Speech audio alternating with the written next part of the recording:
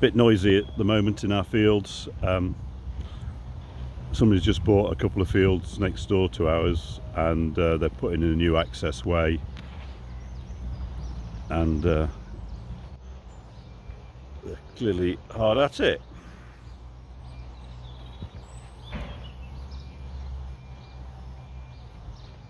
That's good as a reminder that life goes on, construction work still goes on. Not everybody's tucked up at home worrying about where they're going to get their next toilet roll from, or a supply of pasta.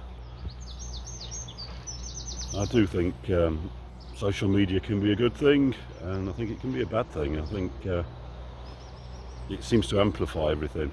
Anyway,